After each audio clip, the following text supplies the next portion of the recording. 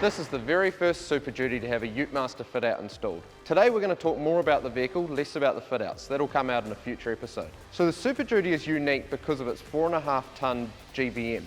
What this means is in New Zealand, it's required to have an LT400 certification on every design, and then every build that leaves our factory needs an independent engineer to sign it off to say it's compliant with that class of vehicle. In Australia, however, it falls into the same category as a standard Ranger. However, for our Australian customers, you get that peace of mind that it's been through an extra process. In addition to the LT400 requirements, we've also been working closely with Ford's engineers to ensure that our fit-outs are compliant with their requirements. So with a heavy vehicle, there needs to be the right amount of load-rated anchorage points, and they need to be engineered to handle a variety of worst-case scenarios that a heavy vehicle might find itself in. A single cab Super Duty has a payload of over 1900 kgs before you subtract the weight of a fit out, and a double cab has over 1800 kgs.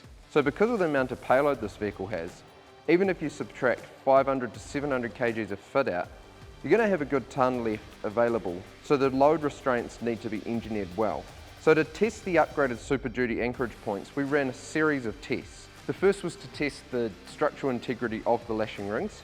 So we simulated a Ford's crash, we simulated what would happen if the load was bouncing in an off-road scenario, sideways corner force, and we established a load rating of 2 tonne, which is more than enough for what you need in a real-world scenario.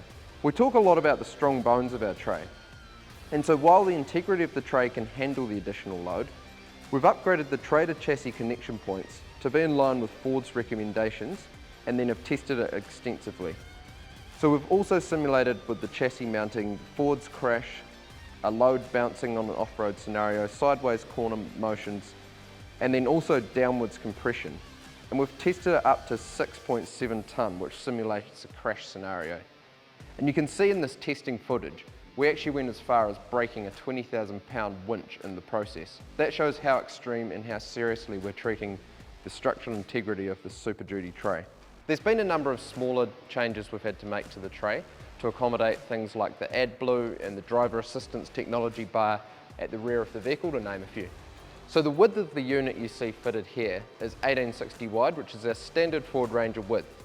You can see it's a really nice fit on the vehicle, and we've added our wide guards to match the front flares. It's got a really good, well-balanced look to it.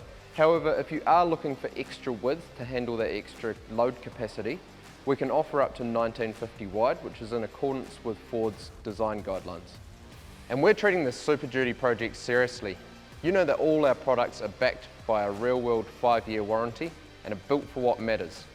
We've got a number of exciting builds coming up, so keep your eyes peeled for more content.